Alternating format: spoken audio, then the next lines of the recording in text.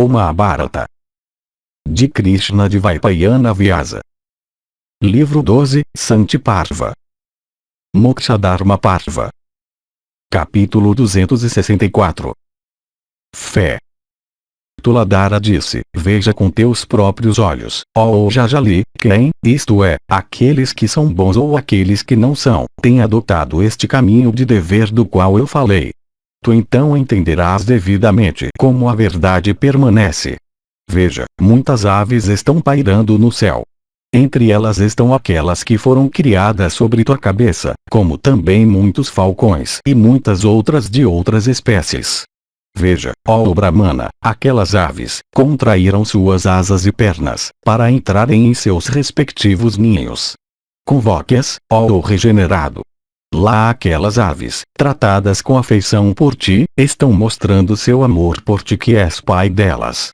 Sem dúvida, tu és pai delas, ó Jajali. Chame teus filhos. Bhishma continuou: então aquelas aves, convocadas por Jajali, responderam segundo os ditames daquela religião que não é repleta de injúria para qualquer criatura. Todas as ações que são feitas sem ferir alguma criatura se tornam úteis para o fazedor aqui e após a morte. Aquelas ações, no entanto, que envolvem dano para outros, destroem a fé, e a fé sendo destruída, envolvem o destruidor em ruína.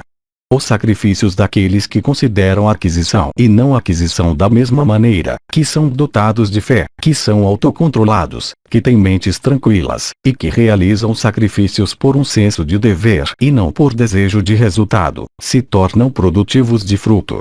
Fé com respeito a Brahma é a filha de Surya, ó regenerado. Ela é a protetora e ela é a concessora de bom nascimento. Fé é superior ao mérito nascido de recitações védicas e meditação. Uma ação contaminada por defeito da fala, pronúncia incorreta de mantras, é salva pela fé. Uma ação contaminada por defeito da mente, desatenção, pressa, etc., é salva pela fé. Mas nem a fala nem a mente podem salvar uma ação que é contaminada pela falta de fé. Homens conhecedores das ocorrências do passado recitam sobre isso o seguinte verso cantado por Brahman: as oferendas em sacrifícios de uma pessoa que é pura em corpo e ações, mas desprovida de fé, e de outra que é impura em relação à sua dignidade de aceitação. O alimento, também, de uma pessoa conhecedora dos Vedas mas avarenta em comportamento, e aquela de um usurário de conduta generosa, as divindades, depois de consideração cuidadosa, consideraram como sendo iguais em relação à sua dignidade de aceitação. O Senhor Supremo de todas as criaturas Brahman então disse a elas que elas tinham cometido um erro. O alimento de uma pessoa generosa é santificada pela fé. O alimento, no entanto, da pessoa que é desprovida de fé é perdido por tal falta de fé.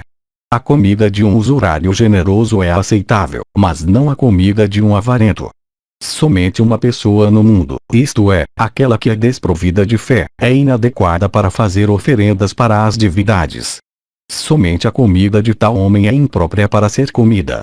Esta é a opinião de homens conhecedores dos deveres. Falta de fé é um grande pecado. A fé é um purificador de pecados.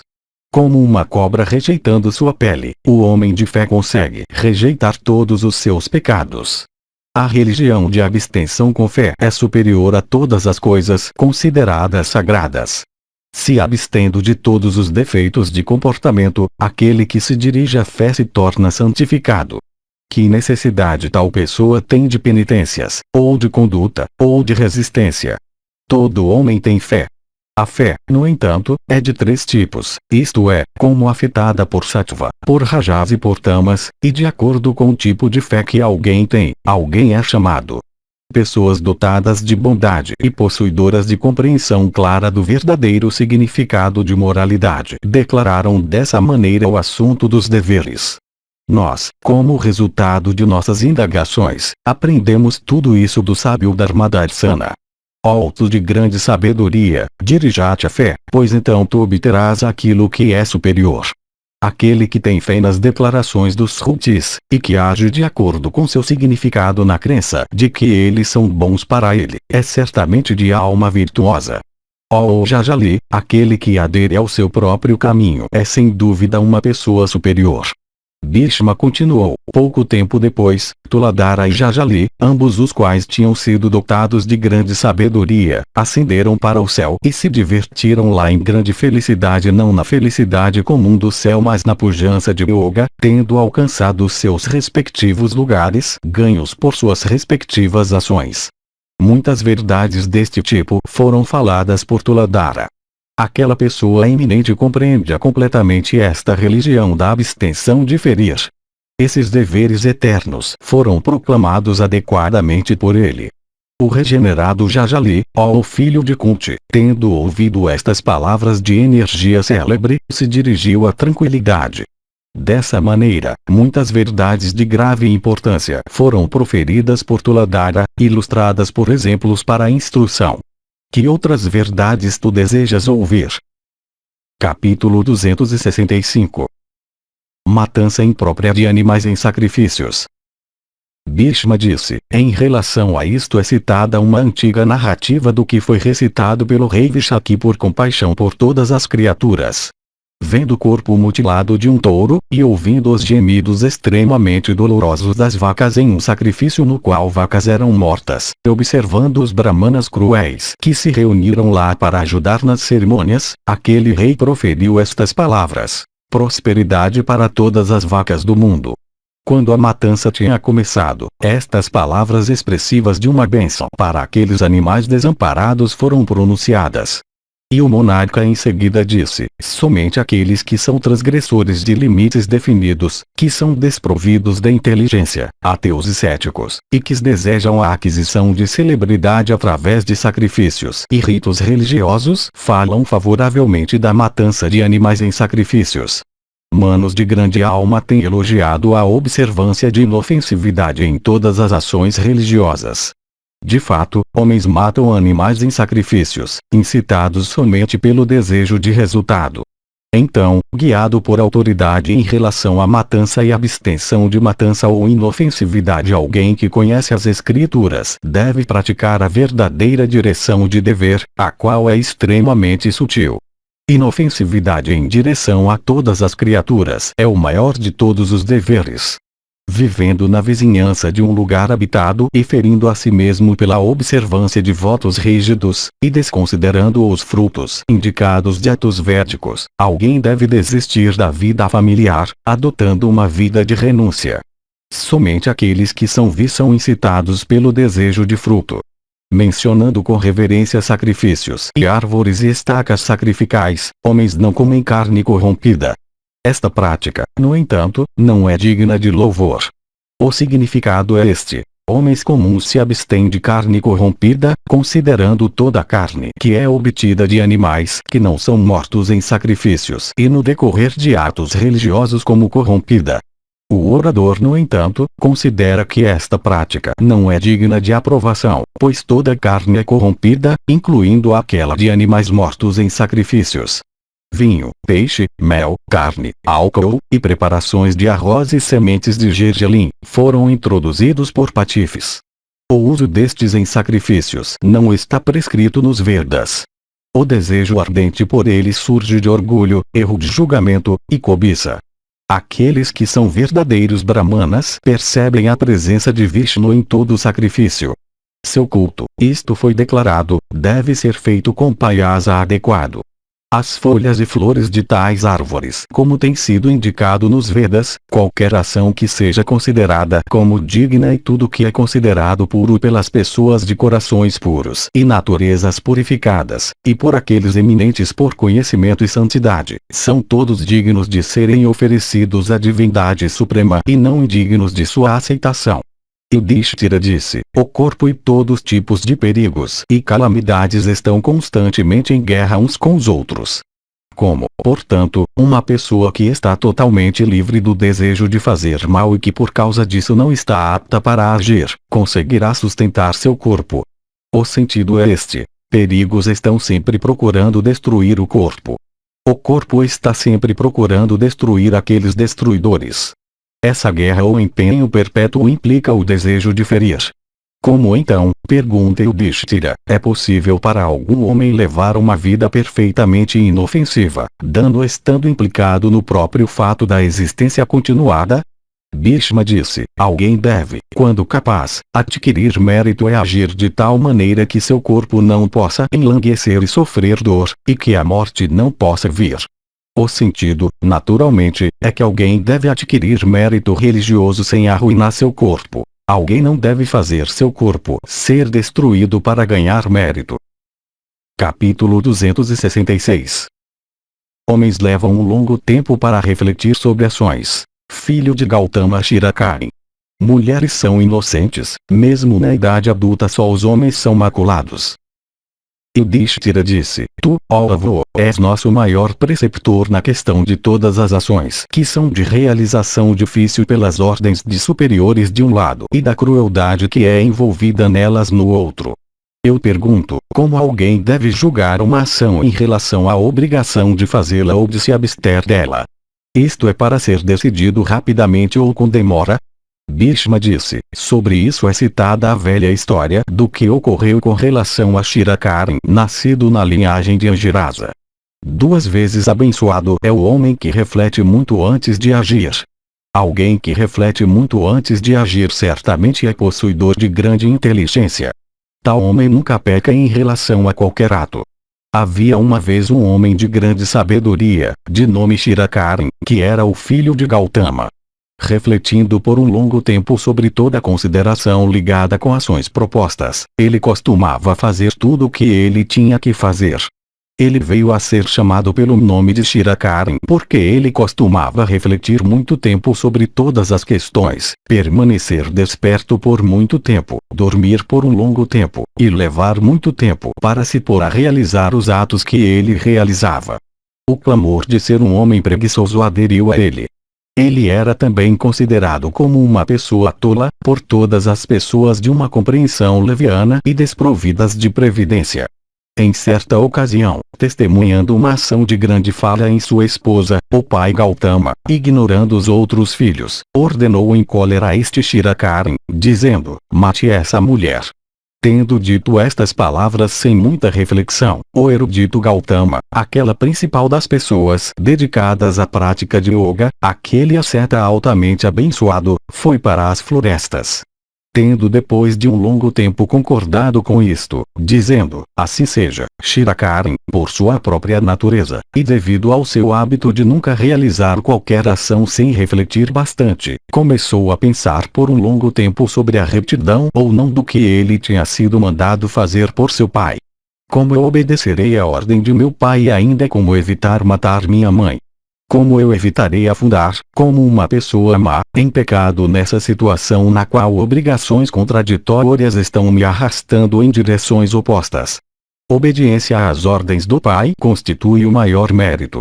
A proteção da mãe também é um dever evidente.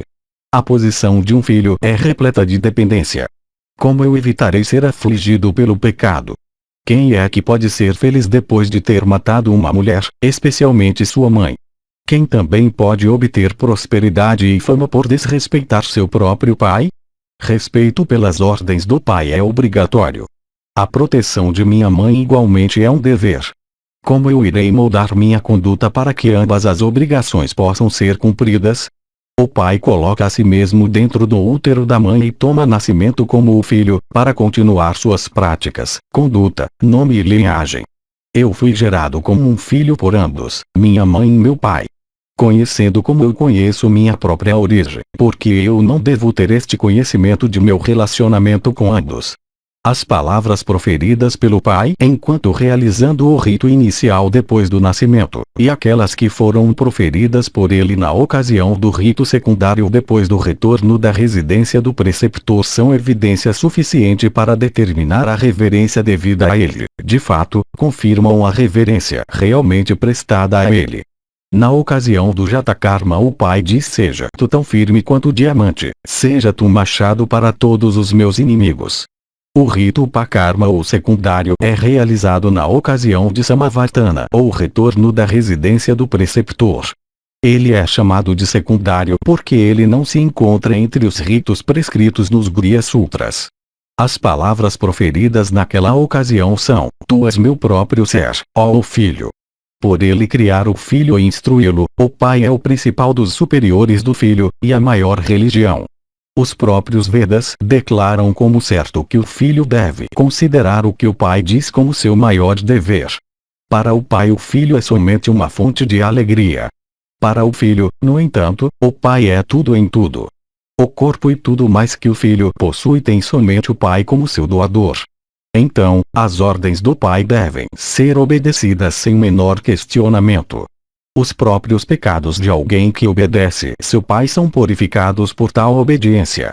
O pai é o dador de todos os artigos de alimento, de instruções nos Vedas, e de todo outro conhecimento com relação ao mundo. Antes do nascimento do filho, o pai é o realizador de tais ritos como Garbhadana, cerimonial ligado ao alcance da puberdade pela esposa, e Simantanayana, realizado pelo marido no quarto, sexto e oitavo mês de gestação, o principal rito sendo a colocação de uma marca mínima sobre a cabeça da esposa, na linha de divisão dos cabelos dela. O pai é a religião. O pai é o céu. O pai é a maior penitência. O pai estando satisfeito, todas as divindades são satisfeitas.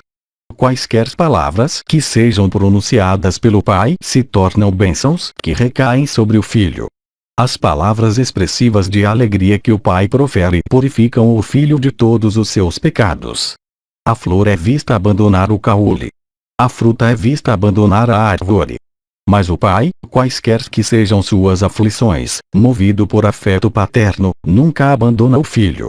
Essas então são minhas reflexões sobre a reverência devida do filho ao pai. Para o filho o pai não é um objeto comum. Eu agora pensarei no que é devido para a mãe. Desta união dos 5 elementos primordiais em mim devido ao meu nascimento como um ser humano, a mãe é a principal causa como o bastão de fogo.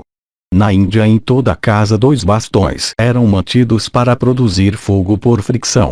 Estes foram substituídos pela pederneira e um pedaço de aço, e em seguida pelos palitos de fósforo. A mãe é como o bastão de fogo com respeito aos corpos de todos os homens.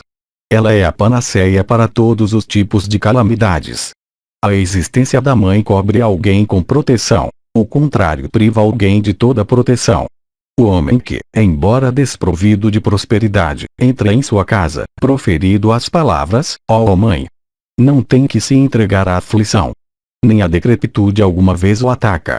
Um homem cuja mãe existe, mesmo se acontecer de ele possuir filhos e netos e mesmo que ele tenha 100 anos, parece com uma criança de apenas 2 anos de idade. Capaz ou incapaz, magro ou robusto, o filho é sempre protegido pela mãe. Ninguém mais, segundo a ordenança, é o protetor do filho. Então o filho se torna velho, então ele é tomado pela dor, então o mundo parece vazio aos seus olhos, quando ele fica privado de sua mãe. Não há abrigo proteção contra o sol como a mãe. Não há refúgio como a mãe. Não há defesa como a mãe. Não há ninguém tão querido quanto a mãe. Por ter carregado ele em seu útero a mãe é da tri do filho. Por ter sido a principal causa de seu nascimento, ela é sua Janani. Por ter alimentado seus membros jovens para o crescimento, ela é chamada de Anva. Por gerar um filho possuidor de coragem, ela é chamada de Virazu. Por cuidar e proteger o filho, ela é chamada de Sura. A mãe é o próprio corpo de alguém. Qual homem racional mataria sua mãe, devido a cujo cuidado somente é que sua própria cabeça não se encontra ao lado da rua como uma cabaça seca? Quando marido e mulher se unem para a procriação, o desejo sentido com respeito ao filho por nascer é nutrido por ambos, mas em relação à sua realização mais depende da mãe do que do pai. A mãe conhece a família na qual o filho é nascido e o pai que o gerou. Desde o momento da concepção a mãe começa a demonstrar afeição por seu filho e a deleitar-se com ele. Por esta razão, o filho deve se comportar igualmente para com ela. Por outro lado, as escrituras declaram que a prole pertence somente ao pai. Se homens, depois de aceitarem as mãos de esposas em casamento se empenhando para ganhar mérito religioso sem estarem separados delas, procuram se unir com esposas de outros homens, eles então cessam de serem dignos de respeito. A mãe tem conhecimento correto de quem é pai. As ordens do pai, portanto, podem ser colocadas de lado pelo motivo da suspeita que se vincula à sua própria posição como pai. Então, além disso, se o pai for adúltero, ele não deve ser respeitado por conta de sua pecaminosidade. Shirakarin pergunta: como eu posso saber que Gautama é meu pai? Como também eu saberei que ele não é pecaminoso? O marido, porque ele sustenta a esposa, é chamado de Bhatri, e, porque ele a protege, ele é por causa disso chamado de Pati. Quando estas duas funções desaparecem dele, ele cessa de ser ambos, Bhatri e Pati. Quando Gautama parou de proteger sua esposa, ele também deixou de ser marido dela. Sua ordem, portanto, de matá-la, não poderia ser obedecida. Então também a mulher não pode cometer algum erro. É somente o homem que comete erros. Por cometer uma ação de adultério, somente o homem fica manchado pela culpa. É dito que o marido é o maior objeto em relação à esposa e a maior divindade para ela. Minha mãe entregou sua pessoa sagrada para alguém que veio para ela na forma e aparência de seu marido. Mulheres não podem cometer algum erro. É o homem que fica maculado pelo erro. De fato, pela fraqueza natural do sexo como revelada em toda a ação, e sua sujeição à importunação, as mulheres não podem ser consideradas como ofensoras. Então também a pecaminosidade nesse caso é manifesta do próprio Indra que por agir da maneira que ele agiu fez a recordação do pedido que tinha sido feito a ele, nos tempos passados, por uma mulher, quando uma terceira parte do pecado de brahmanicídio do qual o próprio Indra era culpado foi lançado sobre o sexo dela. Não há dúvida que minha mãe é inocente. Ela, a quem eu fui mandado matar, é uma mulher. Aquela mulher é também minha mãe. Ela ocupa, portanto, um lugar de maior reverência. Os próprios animais que são irracionais sabem que a mãe não deve ser morta. O pai deve ser conhecido como sendo uma combinação de todas as divindades juntas. A mãe, no entanto, se atribui uma combinação de todas as criaturas mortais e de todas as divindades. O sentido é este. O pai é todas as divindades juntas, pois por reverenciar o pai, todas as divindades são satisfeitas. A mãe, no entanto, é todas as criaturas mortais e imortais juntas, pois por gratificá-la alguém com certeza obtém sucesso aqui e após a morte. Por seu hábito de refletir muito antes de agir, o filho de Gautama, Shirakarin, por se entregar a essas reflexões, passou um longo tempo sem fazer a ação que ele tinha sido mandado fazer por seu pai. Quando muitos dias tinham se passado, seu pai Gautama retornou. Dotado de grande sabedoria, Medatiti da linhagem de Gautama, dedicado à prática de penitências, voltou para seu retiro, convencido, depois de ter refletido por aquele longo tempo, da impropriedade do castigo que ele tinha mandado ser infligido sobre sua esposa. Queimando de angústia e derramando lágrimas copiosas, pelo arrependimento que tinha vindo a ele em consequência dos efeitos benéficos daquela tranquilidade de temperamento que é ocasionada por um conhecimento das Escrituras, ele proferiu estas palavras: O Senhor dos Três Mundos, por Andara, veio ao meu retiro, na aparência de um Brahmana pedindo por hospitalidade. Ele foi recebido por mim com palavras apropriadas, e honrado com um acolhimento apropriado, e presenteado na forma devida com água para lavar seus pés e as oferendas usuais de árgia. Eu também concedi a ele o repouso que ele tinha pedido. Eu em seguida disse a ele que eu tinha obtido um protetor nele. Eu pensei que tal conduta de minha parte iria induzi-lo a se comportar em direção a mim como um amigo. Quando, no entanto, apesar de tudo isso, ele se comportou mal, minha esposa Alia não poderia ser considerada como tendo cometido algum erro. Parece que nem minha esposa, nem eu mesmo, nem o próprio Indra que, enquanto passando pelo céu tinha visto minha esposa e ficado privado de sua razão por sua extraordinária beleza, poderíamos ser considerados como tendo pecado. A culpa realmente se atribui ao descuido do meu poder yoga. Gautama culpa seu próprio descuido em não ter se prevenido, por poder yoga, contra a comissão da ofensa. Os sábios dizem que todas as calamidades provêm da inveja, que, por sua vez, provém do erro de julgamento. Por aquela inveja, também, eu fui arrastado de onde eu estava e fui mergulhado em um oceano de pecado na forma de assassinato de esposa. Pai, eu matei uma mulher que também é minha esposa, alguém que, por ela compartilhar as calamidades de seu marido, veio a ser chamada pelo nome de Vasita, alguém que foi chamada de Bara devido à obrigação sob a qual eu estava de sustentá-la. Quem é que pode me resgatar deste pecado? Agindo negligentemente, eu mandei Shirakarin de grande alma matar aquela minha esposa. Se na presente ocasião ele confirmar seu nome, então ele pode me salvar dessa culpa. 2 vezes abençoado sejas tu, ó Shirakaraka. Se nessa ocasião tu adiaste a realização do trabalho, então tu és realmente digno de teu nome. Salve a mim, e tua mãe, e as penitências que eu tenho realizado, como também a ti mesmo, de graves pecados. Seja realmente um Shirakaraka hoje. Geralmente, por tua grande sabedoria tu tomas um longo tempo para a reflexão antes de realizar qualquer ação. Que tua conduta não seja outra hoje. Seja um verdadeiro Shirakaraka hoje. Tua mãe esperou tua chegada por muito tempo. Por muito tempo ela te carregou em seu útero. Ó Shirakaraka, que teu hábito de refletir muito antes de agir seja produtivo de resultados benéficos hoje. Talvez, meu filho Shirakaraka esteja demorando hoje para concluir minha ordem em vista da tristeza que me causaria vê-lo executar aquela ordem. Talvez, ele esteja se preocupando muito com aquela ordem, levando-a em seu coração sem qualquer intenção de realizá-la prontamente. Talvez, ele esteja adiando, por causa da angústia que isto causaria a ele e a mim, refletindo sobre as circunstâncias do caso. Entregando-se a tal arrependimento, ó rei, o grande Rishi Gautama então viu seu filho Shirakari sentado perto dele. Vendo seu pai voltar para sua residência, o filho Shirakarin, oprimido pela angústia, jogou fora a arma que ele tinha pegado e, curvando sua cabeça, começou a acalmar Gautama. Observando seu filho prostrado diante dele com cabeça inclinada, e vendo também sua esposa quase petrificada por vergonha, o Rishi se encheu de grande alegria.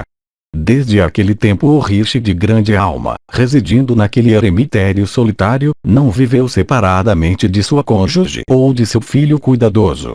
Tendo proferido a ordem que sua esposa deveria ser morta, ele tinha ido embora de seu retiro para realizar algum propósito próprio.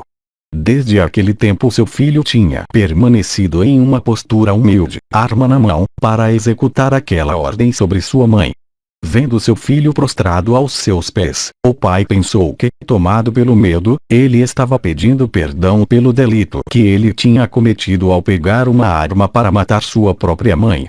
O pai elogiou seu filho por um longo tempo, e cheirou sua cabeça por um longo tempo, e por muito tempo segurou em um abraço apertado, e o abençoou, proferido as palavras: tenha uma vida longa. Então, cheio de alegria e contente com o que tinha ocorrido, Gautama, alto de grande sabedoria, se dirigiu a seu filho e disse estas palavras: abençoado sejas tu, ó Shirakaraka. Sempre reflita muito antes de agir. Pela tua demora em realizar minha ordem tu hoje me fizeste feliz para sempre. Aquele erudito e melhor dos rishis então proferiu esses versos sobre o assunto dos méritos de tais homens calmos, que refletem por muito tempo antes de colocar em suas mãos para alguma ação. Se a questão é a morte de um amigo, ele deve realizar isto depois de um longo tempo. Se é o abandono de um projeto já começado, ele deve abandoná-lo depois de um longo tempo. Uma amizade que é formada depois de um longo exame dura por muito tempo. Em dar vazão à ira, à arrogância, ao orgulho, a disputas, a atos pecaminosos, e para realizar tarefas desagradáveis, demorar muito tempo merece louvor. Quando o delito não é claramente provado contra um parente, um amigo, um empregado, ou uma esposa, aquele que reflete muito antes de infligir o castigo é elogiado.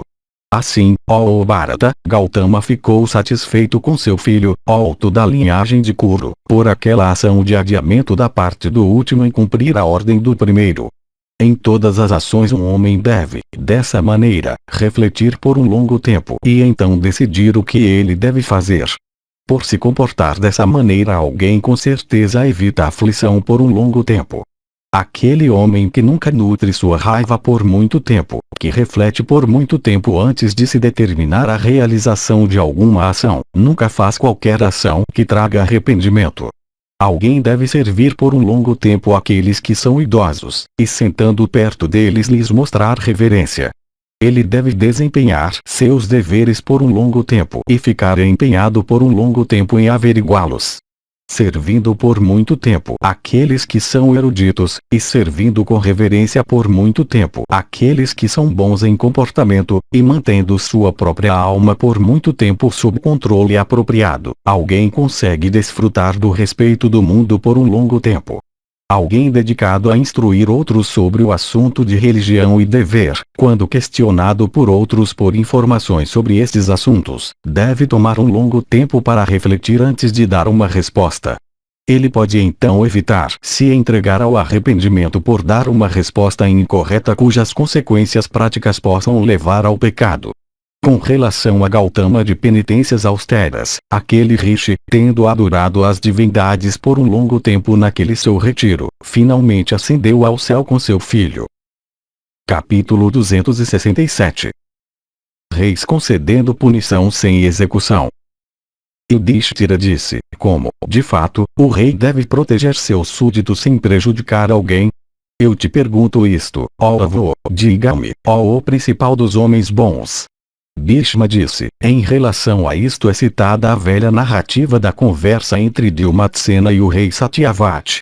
Nós soubemos que após certo número de indivíduos terem sido levados para a execução por ordem de seu pai Dhriumatsena, o príncipe Satyavati disse certas palavras que nunca antes tinham sido ditas por alguém mais. Às vezes a justiça assume a forma de injustiça, e a injustiça assume a forma de justiça. Nunca pode ser possível que o assassinato de indivíduos possa ser uma ação correta. Isto é, o príncipe Satyavati disse que as pessoas levadas para a execução não deviam ser executadas. O poder dos reis não se estende sobre as vidas de seus súditos. Em outras palavras, o príncipe argumentou contra a retidão de infligir punição máxima até sobre graves ofensores.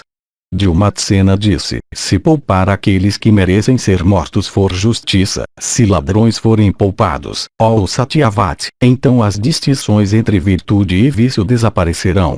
Isto é meu, este outro não é dele. Ideias como essas a respeito de propriedade, se os maus não fossem punidos, não prevaleceriam na era Kali. Se os maus não fossem punidos, os assuntos do mundo chegariam a um beco sem saída. Se tu sabes como o mundo pode seguir em frente sem punir os maus, então fale para mim sobre isso. Satyavati disse, as três outras classes, isto é, Kshatriyas, Vaisyas e Sudras, devem ser colocadas sob o controle dos Brahmanas. Se aquelas três classes forem mantidas dentro dos limites da retidão, então as classes secundárias que surgiram de mistura os imitarão em suas práticas. Aqueles entre eles que transgredirem as ordens dos Brahmanas devem ser apresentados ao rei. Este não atende minhas ordens. Após tal queixa ser proferida por um Brahmana, o rei infligirá castigo sobre o ofensor.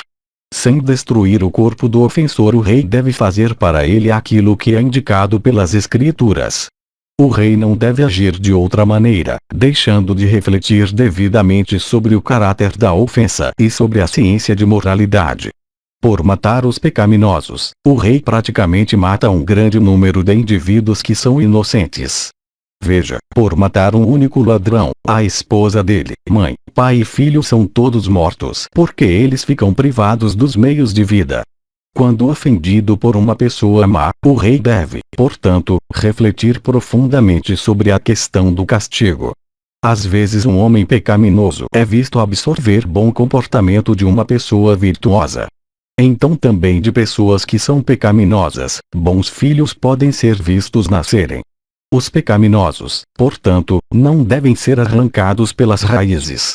O extermínio dos maus não é consistente com a prática eterna. Por atingi-los moderadamente, eles podem ser feitos expiar em seus delitos.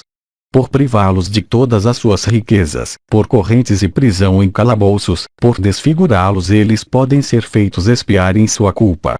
Seus parentes não devem ser perseguidos pela imposição de sentenças capitais sobre eles. Se na presença do Poroita e outros, eles se entregam a ele por desejo de proteção e juram, dizendo, ó Brahmana, nós nunca mais cometeremos qualquer ação pecaminosa, eles então merecem ser perdoados sem qualquer punição. Esta é a ordem do próprio Criador. Até o Brahmana que usa uma camurça e o bastão de mendicância e que tem sua cabeça raspada, deve ser punido quando ele transgride. Isto é, o próprio Sannyasi, quando ele peca, merece ser castigado. Se grandes homens transgridem, seu castigo deve ser proporcional à sua grandeza. Com relação àqueles que pecam repetidamente, eles não merecem ser dispensados sem castigo, como na ocasião de sua primeira ofensa. Dilmatsena disse, enquanto aquelas barreiras dentro das quais os homens devem ser mantidos não forem ultrapassadas, elas devem ser designadas pelo nome de justiça. Se aqueles que ultrapassam aquelas barreiras não forem punidos com a morte, aquelas barreiras logo serão destruídas. Homens de tempos remotos e ainda mais remotos podiam ser governados com facilidade. As punições não eram necessárias, ou as muito leves já eram suficientes. Eles eram muito verdadeiros em palavras e comportamento. Eles eram pouco dispostos a disputas e brigas. Eles raramente se entregavam à raiva, ou, se eles o fizessem, sua ira nunca se tornava incontrolável. Naqueles tempos o mero grito de vergonha, para os ofensores era castigo suficiente. Depois disso veio o castigo representado por palavras duras ou críticas. Então se seguiu o castigo de multas e confiscos. Nesta era, no entanto, o castigo de morte tornou-se generalizado. A medida de maldade aumentou a tal ponto que por matar os outros não podem ser refreados. Então o extermínio é a punição que se tornou desejável. O ladrão não tem ligação com homens, com as divindades, com os Gandharvas, e com os Pitris. O que ele é para quem? Ele não é alguém para qualquer pessoa, então por matá-lo nenhum dano é feito para alguém neste ou no outro mundo. Esta é a declaração dos Shrutis. O ladrão rouba os ornamentos de cadáveres de cemitérios e usa roupas de homens afligidos por espíritos e, portanto, privados de razão. É um tolo o homem que faz algum acordo com aqueles patifes miseráveis ou exige algum juramento deles por confiar nisto. Satyavati disse, se tu não consegues fazer homens honestos daqueles malandros e nem salvá-los por meios não relacionados com matança, então extermine-os por realizar algum sacrifício. O príncipe fala de exterminar os elementos nocivos por matá-los como animais em um sacrifício por causa da declaração nos Shrutis que aqueles mortos em sacrifícios ascendem para o céu, purgados de todos os seus pecados. Tais atos, portanto, parecem ser mais misericordiosos para o príncipe, comparados à morte por enforcamento ou nuca falso de guilhotina. Reis praticam austeridades severas para permitir que seus súditos continuem prosperamente em suas ocupações. Quando ladrões e assaltantes se multiplicam em seus reinos, eles ficam envergonhados. Eles, portanto, se dirigem para penitências para suprimir roubos e assaltos e para fazer seus súditos viverem felizmente. Os súditos podem ser feitos honestos somente por serem amedrontados pelo rei. Bons reis nunca matam os pecaminosos por motivos de desforra. Por outro lado, se eles matam em sacrifícios, quando o motivo é fazer o bem para o morto. Bons reis conseguem abundantemente governar seus súditos devidamente com a ajuda de boa conduta em vez de imposições cruéis ou punitivas. Se o rei age apropriadamente, os súditos superiores o imitam. As pessoas inferiores, por sua vez, imitam seus superiores imediatos. Os homens são constituídos de maneira que eles imitam aqueles a quem eles consideram como seus superiores. Aquele rei que, sem reprimir a si mesmo, procura reprimir outros de maus caminhos, se torna um objeto de riso para todos os homens, por ele ser dedicado ao desfrute de todos os prazeres mundanos como um escravo de seus sentidos. Aquele homem que, por arrogância ou erro de julgamento, peca contra o rei de alguma maneira, deve ser reprimido por todos os meios. É por este caminho que ele é impedido de cometer delitos de novo. O rei deve primeiro controlar a si mesmo se ele deseja controlar outros que pecam. Ele deve punir severamente se necessário até amigos e parentes próximos. Naquele reino onde um delinquente vil não encontra com aflições severas, os delitos aumentam e a virtude diminui sem dúvida. Antigamente, um Brahmana, dotado de clemência e possuidor de conhecimento, me ensinou isso. Em verdade, neste sentido, ó Majestade, eu fui instruído também por nosso avô nos tempos passados, que deu tais garantias de inofensividade para o povo, movido por compaixão. Suas palavras foram: na era Krita, reis devem governar seus súditos por adotarem modos que sejam totalmente inofensivos. Na era Treta, reis se comportam de acordo com modos que correspondam com a virtude decaída uma quarta parte de sua quantidade total. Na era de Vapara, eles procedem segundo caminhos conformes com a virtude decaída à metade, e na era que se segue, segundo caminhos conformes com a virtude decaída 3/4. Quando a era Kali começa, pela maldade dos reis e pela natureza da própria época, 15 partes mesmo daquela quarta parte de virtude desaparecem, 1/16 parte dela é então tudo que resta dela. O Satyavati, por adotar o método mencionado primeiro, isto é, a prática da inofensividade, a confusão começa. O rei, considerando o período de vida humana, a força dos seres humanos, e a natureza da época que chegou, deve conceder punições. O período de vida humana diminui proporcionalmente em cada era sucessiva, como também a força dos seres humanos. Em conceder punições, o rei deve ser guiado por essas considerações. De fato, Mano, o filho do alto nascido, por compaixão pelos seres humanos, indicou o caminho por meio do qual os homens podem aderir ao conhecimento em vez de maldade por causa da emancipação. Capítulo 268. Se o Marasmi para Kapila sobre sacrifício e deveres de um chefe de família Yojin. Yudhishthira disse: tu já me explicaste, ó avô, como a religião de Yoga, que leva aos 6 atributos bem conhecidos, pode ser adotada e praticada sem ferir qualquer criatura. Fale-me, ó avô, daquela religião que leva a ambos os resultados, isto é, prazer e emancipação.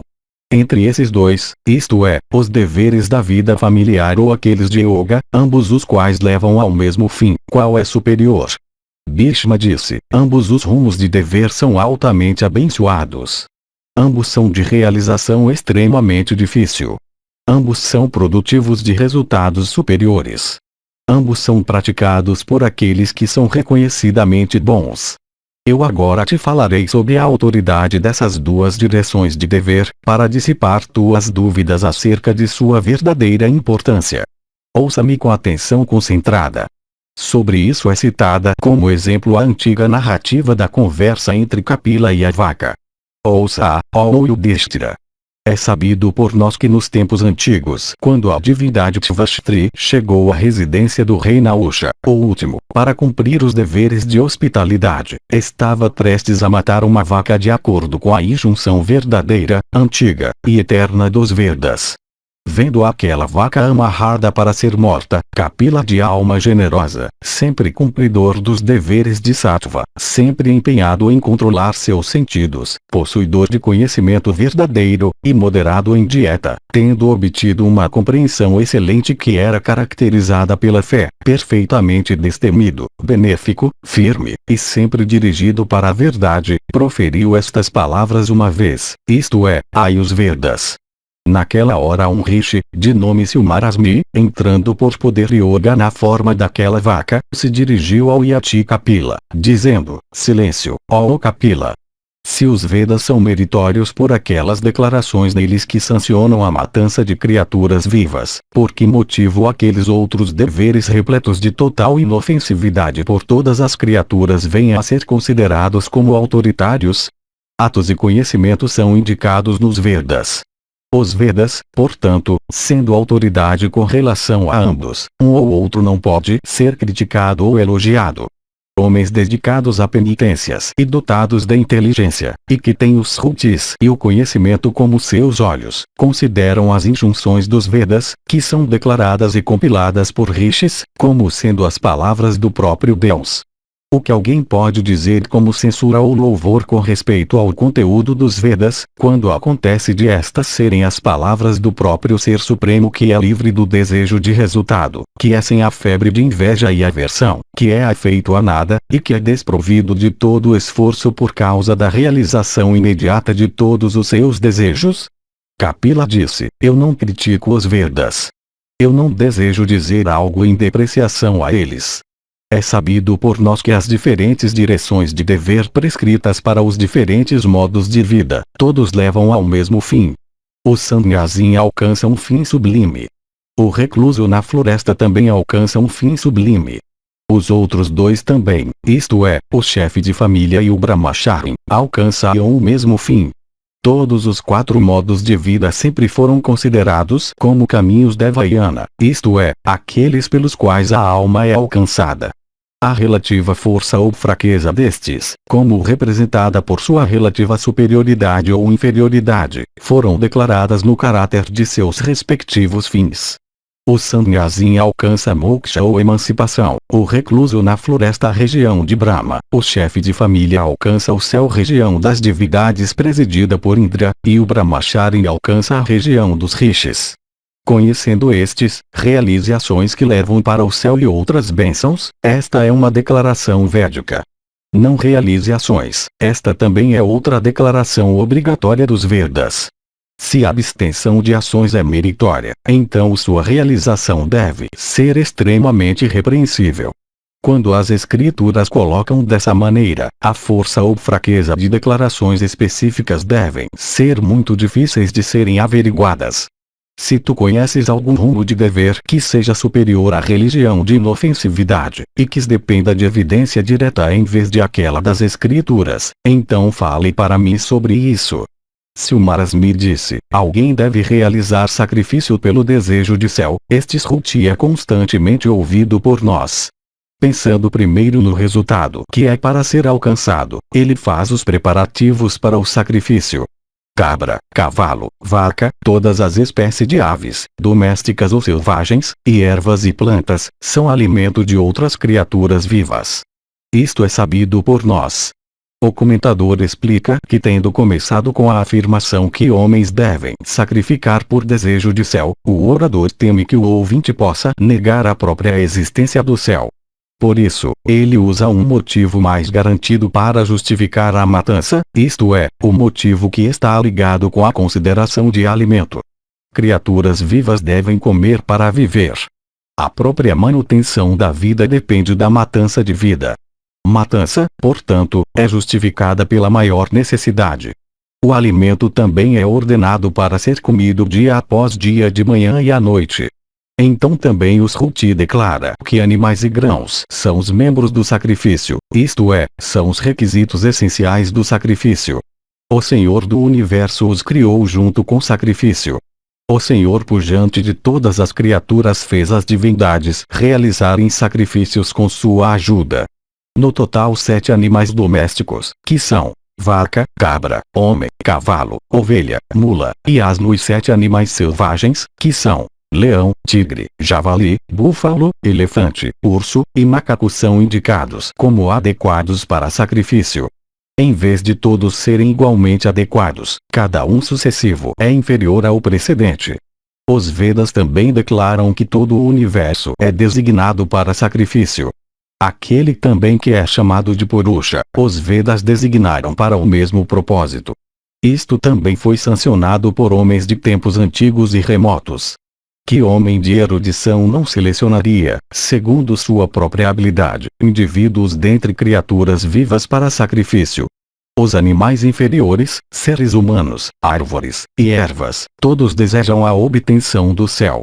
Não há meios, no entanto, exceto o sacrifício, pelos quais eles podem obter a realização daquele desejo. as ervas decíduas, animais, árvores, trepadeiras, manteiga clarificada, leite, coalhos, carne e outras coisas aprovadas que são despejadas no fogo sacrificial, terra, os pontos do horizonte, fé, e o tempo que cria o total de 12, os rishis, os yajuses, os samas, e próprio sacrificador criando o total de 16, e fogo o qual deve ser conhecido como o chefe de família. Esses 17 são citados como sendo os membros do sacrifício. O sacrifício, o Shruti declara, é a base do mundo e sua direção. Com manteiga clarificada, leite, coalhos, estrume, coalhos misturados com leite, pele, o cabelo de seu rabo, chifres, e cascos, só a vaca pode fornecer todos os artigos necessários para o sacrifício. Alguns específicos entre estes que são prescritos para sacrifícios específicos, unidos com ritvijas e presentes para os próprios sacerdotes e outros brahmanas, juntos sustentam sacrifícios. Todos os produtos da vaca que são citados aqui não são necessários em todos os sacrifícios. Alguns são requeridos em alguns, outros em outros. Aqueles então que são requeridos, quando unidos com ritvijas e dakshina, completam os respectivos sacrifícios ou os mantêm ou sustêm. Por juntar essas coisas, pessoas realizam sacrifícios. Este shruti, consistente com a verdade, é ouvido, que todas as coisas foram criadas para a realização de sacrifício. Foi dessa maneira que todos os homens dos tempos antigos se puseram a realizar sacrifícios. Com relação àquela pessoa, no entanto, que realiza sacrifícios por causa da convicção que sacrifícios devem ser realizados e não por causa do fruto ou recompensa, é visto que ela não fere qualquer criatura ou se comporta com hostilidade com qualquer coisa, ou se dirige para a realização de alguma tarefa mundana. Aquelas coisas que foram citadas como os membros do sacrifício, e aquelas outras coisas que foram mencionadas como requeridas em sacrifícios e que são indicadas nas ordenanças, todas sustêm umas às outras para a conclusão de sacrifícios quando usadas segundo o ritual sancionado.